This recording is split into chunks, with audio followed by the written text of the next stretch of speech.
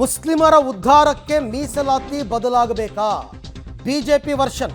DCM DKShi ಹೇಳಿಕೆಯಿಂದ ತೀವ್ರ ವಿವಾದ ಉಂಟಾಗ್ತಾ ಇದೆ. ಸಂವಿಧಾನ ಬದಲಾಗೋ ಕಾಲ ಬರುತ್ತೆ ಅಂತ ಹೇಳಿದ್ರು ಡಿಕೆ ಶಿವಕುಮಾರ್. ಒಳ್ಳೆಯ ದಿನಗಳು ಬರ್ತಾ ಇವೆ, ನಾವು ಕೂಡ ಕಾಯ್ತಾ ಇದ್ದೀವಿ ಅಂತ ಡಿಸಿಎಂ ಡಿಕೆ ಶಿವಕುಮಾರ್ ಹೇಳಿಕೆ ಕೋಲಾಹಲಕ್ಕೆ ಕಾರಣವಾಗಿದೆ. ಈ ವಿಚಾರವನ್ನು ರಾಜ್ಯಸಭೆಯಲ್ಲಿ ಪ್ರಸ್ತಾಪ ಮಾಡಿದೆ ಬಿಜೆಪಿ. ನಾವು ಧರ್ಮದ ಆಧಾರದಡಿ ಮೀಸಲಾತಿ ಕೊಡೋದಕ್ಕೆ ಬಿಡಲ್ಲ. ಡಿಕೆಶಿ ರಾಜೀನಾಮೆಗೆ ಬಿಜೆಪಿ ನಾಯಕರು ಪಟ್ಟು ಹಿಡಿದಿದ್ದಾರೆ. ಖರ್ಗೆ ಈ ನಿಲುವನ್ನು ಸ್ಪಷ್ಟಪಡಿಸೋದಕ್ಕೆ ಬಿಜೆಪಿ ನಾಯಕರು ಪಟ್ಟು ಹಿಡಿದಿದ್ದಾರೆ. ರಾಜ್ಯಸಭೆಯಲ್ಲಿ ಕೂಡ ಇದು ಚರ್ಚೆಯಾಗಿದೆ. I want that such laws and rules should be withdrawn and discussion should take place, and Congress party president and the leader of the opposition should answer this question. Leader of the opposition.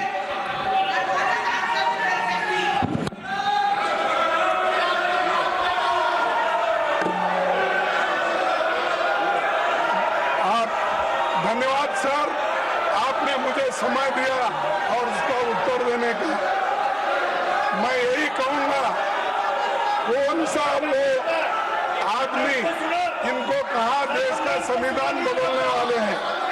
देश का संविधान जो doctor बाबा साहब अम्बेडकर ने बनाया वो कोई बदल नहीं सकता। रिजर्वेशन भी कोई खत्म नहीं कर सकता।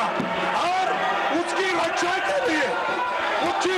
के लिए हम कन्याकुमारी से कश्मीर तक हमने पूरा भारत जोड़ो यात्रा की। ये भारत तोड़ो करने वाले ये सब रिजर्वेशन को धुते उठाने वाले लोग और इनको कोई अधिकार नहीं है, उसको पता। आप बताइए अध्यक्ष महोदय, ये सदन कैसे चुप बैठ सकते हैं? सरकार को आप लोग बैठ जाए, बोल रहे हैं पार्लियामेंट में। सर ये बहुत गंभीर मुद्दा है। 1947 में जब मुस्लिम लीग ने कांग्रेस पार्टी का सारा सदस्य, आज सुन ले, आप सुन ले, 1947 में जब मुस्लिम लीग ने प्रस्ताव लाया था कि मुसलमानों के लिए संवैधानिक उनका रिजर्वेशन होना चाहिए, मुस्लिम रिप्रेजेंटेशन का मुद्दे 1947 में आया। 28 अगस्त 1947 में सरदार पटेल जी और पूरे संविधान सदन ने उस समय रिलीजियस रिजर्वेशन को खारिज किया था। भारत के संविधान में धर्म के नाम से कोई रिजर्वेशन नहीं हो सकता है।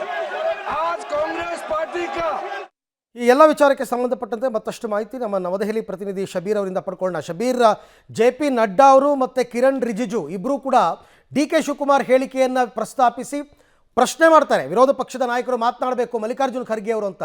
ಬಟ್ ಮಲ್ಲಿಕಾರ್ಜುನ್ ಖರ್ಗೆ ಅವರು ಮಾತನಾಡೋ ಅಷ್ಟೊತ್ತಿಗೆ ಅಲ್ಲಿ ಗಲಾಟೆ ಶುರುವಾಗುತ್ತೆ. ಮಲ್ಲಿಕಾರ್ಜುನ್ ಖರ್ಗೆ ಅವರ ಹೇಳಿಕೆ ಮತ್ತು ಸ್ಪಷ್ಟೀಕರಣ ಏನಾಗಿತ್ತು ಮತ್ತು ಬಿಜೆಪಿ ಇದನ್ನು ರಾಷ್ಟ್ರ ಮಟ್ಟದಲ್ಲಿ ಡಿ.ಕೆ. ಶಿವಕುಮಾರ್ ಹೇಳಿಕೆಯನ್ನು ಯಾವ ರೀತಿ ತೊಗೊಂಡು ಹೋಗ್ತಾ ಇದೆ ಅಂತ. ಅರವಿಂದ್ ನೋಡಿ, ಸಂವಿಧಾನ ಬದಲಾವಣೆ ಅನ್ನುವಂಥದ್ದೇನಿದೆ ಇದು ಸಾಕಷ್ಟು ಪ್ರಮುಖವಾದಂಥ ಹೇಳಿಕೆ ಆಗಿರುವಂಥದ್ದು. ಈಗ ಡಿ ಕೆ ಶಿವಕುಮಾರ್ ಅವರ ಹೇಳಿಕೆಯನ್ನು ಇಟ್ಕೊಂಡು ಬಿಜೆಪಿ ದೊಡ್ಡ ಮಟ್ಟದಲ್ಲಿ ಒಂದು ಹೋರಾಟವನ್ನು ರೂಪಿಸುವಂಥ ಪ್ರಯತ್ನವನ್ನು ಮಾಡ್ತಾ ಇದೆ. ಯಾಕೆಂದರೆ ಸಂವಿಧಾನ ಬದಲಾವಣೆ ವಿಚಾರಕ್ಕೆ ಸಂಬಂಧಪಟ್ಟಂತೆ ಈ ಹಿಂದೆ ಬಿಜೆಪಿ ಸಾಕಷ್ಟು ಮುಜುಗರವನ್ನು ಎದುರಿಸಿತ್ತು.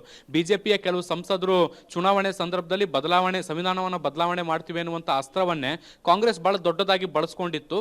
ಸೊ ಹಾಗಾಗಿ ಈಗ ಪ್ರತೀಕಾರ ತೀರಿಸಿಕೊಳ್ಳುವಂತಹ ಅಥವಾ ರಾಜಕೀಯವಾಗಿ ತಂತ್ರ ಹೆಣೆಯುವಂತ ಅವಕಾಶ ಈಗ ಬಿಜೆಪಿಗೆ ಸಿಕ್ಕಿರುವಂತದ್ದು. ಹೀಗಾಗಿ ಡಿ ಕೆ ಶಿವಕುಮಾರ್ ಅವರ ಹೇಳಿಕೆಯನ್ನೇ, ಈ ಸಂವಿಧಾನ ಬದಲಾಯಿಸ್ತೀವಿ ಅನ್ನುವಂತ ಹೇಳಿಕೆ ಏನಿದೆ ಅದನ್ನ ಮುಂದಿಟ್ಕೊಂಡು ಹೋರಾಟ ರೂಪಿಸುವಂತ ಕೆಲಸವನ್ನ ಮಾಡ್ತಾ ಇದೆ. ಅದರ ಭಾಗವಾಗಿ ಈಗ ರಾಜ್ಯಸಭೆ ಮತ್ತು ಲೋಕಸಭೆಯಲ್ಲೂ ಕೂಡ ಈ ಒಂದು ವಿಚಾರವನ್ನ ಪ್ರಸ್ತಾಪಿಸಿ ದೊಡ್ಡ ಮಟ್ಟದಲ್ಲಿ ಕಾಂಗ್ರೆಸ್ಗೆ ಮುಜುಗರ ಮಾಡುವಂತ ಪ್ರಯತ್ನವನ್ನ ಕೂಡ ಈಗ ಬಿಜೆಪಿ ನಾಯಕರು ಮಾಡಿದ್ದಾರೆ. ಮುಖ್ಯವಾಗಿ ಇವತ್ತು ರಾಜ್ಯಸಭೆಯಲ್ಲಿ ಕೇಂದ್ರ ಸಚಿವ ಮತ್ತು ಬಿಜೆಪಿಯ ರಾಷ್ಟ್ರೀಯ ಅಧ್ಯಕ್ಷ ಆಗಿರುವಂತಹ ಜೆ.ಪಿ. ನಡ್ಡಾ ಅವರು ಈ ಒಂದು ವಿಚಾರವನ್ನ ಪ್ರಸ್ತಾಪಿಸಿದ್ರು. ಮತ್ತೆ ಕೇಂದ್ರ ಸಚಿವರಾಗಿರುವಂತಹ ಕಿರಣ್ ರಿಜಿಜು ಅವರು ಕೂಡ ಇದಕ್ಕೆ ಧ್ವನಿಗೂಡಿಸುವಂತ ಕೆಲಸವನ್ನ ಕೂಡ ಮಾಡಿದ್ರು.